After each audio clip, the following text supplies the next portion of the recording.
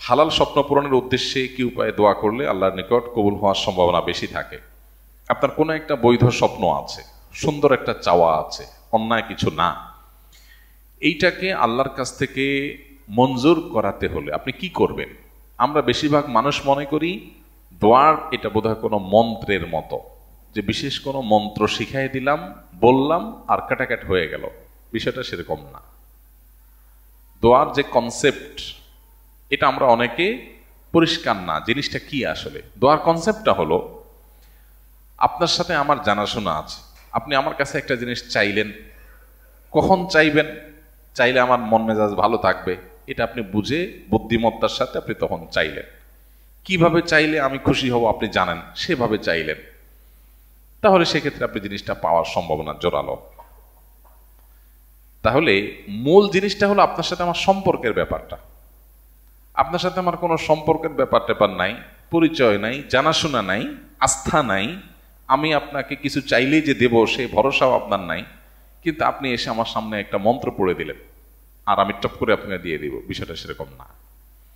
দোয়ার কনসেপ্টটা হলো আল্লাহ সুবহানাহু ওয়া তাআলার কাছে আমরা চাইব, কিন্তু আল্লাহর কাছ থেকে চেয়ে যেন পাই তার জন্য আল্লাহর সাথে একটা সম্পর্ক আমাদের থাকতে হবে, ইমানের মাধ্যমে, নেকামলের মাধ্যমে, তাকওয়ার মাধ্যমে। যখন একটা সম্পর্ক তৈরি হবে তখন আল্লাহর কাছে এবার দোয়া কবুলের সময় কখন, কোন ভাষায় দোয়া করলে দোয়া কবুল হয়, দোয়ার জন্য কি পলিসি অবলম্বন করতে রাসূল সাল্লাল্লাহু আলাইহি ওয়াসাল্লাম নির্দেশ করেছেন, শিখিয়ে দিয়েছেন, সেগুলো করা, আগে দুরূদ পড়া, আল্লাহর প্রশংসা করা, বৈধ লিগ্যাল জিনিস চাওয়া, দোয়া কবুলের সময়ের ভিতরে জুমার দিন আসরের পরে দোয়া কবুল করা, তারপরে যায় আজানের সময় দোয়া কবুল হয়, আজানের কতের মধ্যবর্তী সময় দোয়া কবুল হয়, বৃষ্টির সময় দোয়া কবুল হয়, পাঁচ ওয়াক্ত নামাজের পরে দোয়া কবুল হয়, তাহাজ্জুদের সময় দোয়া কবুল হয়। দোয়া কবুলের বহু জায়গা আছে, বহু স্থানকাল পাত্র আছে, 30-40টা প্রায়।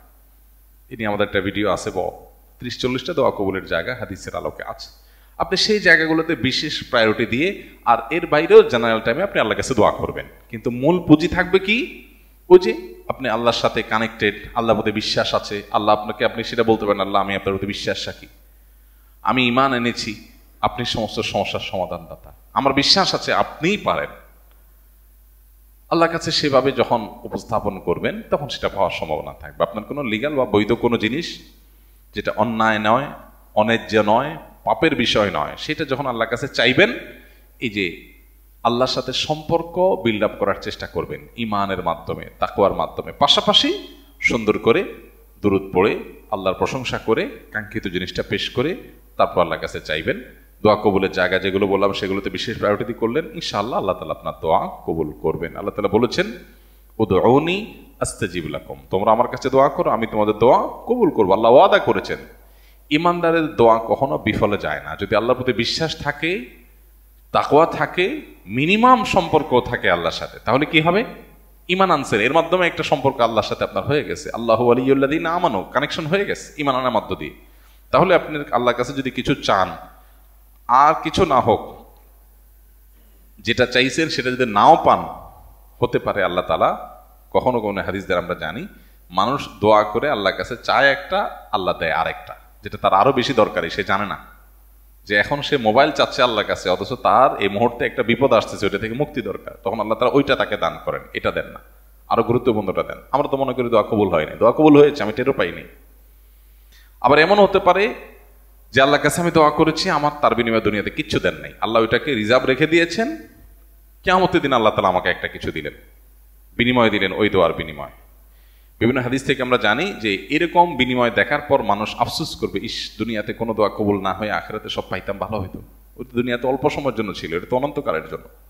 এই জন্য ইমানদার কখনো দোয়া করতে অলস হবে না, কারণ ইমানদার দোয়া বিফলে যায় না যদি সে শর্ত পূরণ করে দোয়া করে। শর্ত কি? হালাল উপার্জন, হালাল ভক্ষণ থাকবে, আল্লাহ প্রশংসা, নবীর প্রতি দুরূদ প্রেরণ করে তারপর দোয়া পেশ করবে, বিনয়ের সাথে দোয়া পেশ করবে, মনোযোগের সাথে দোয়া পেশ করবে, অন্যায় কিছু দোয়াতে চাইবে না। এগুলো শর্ত।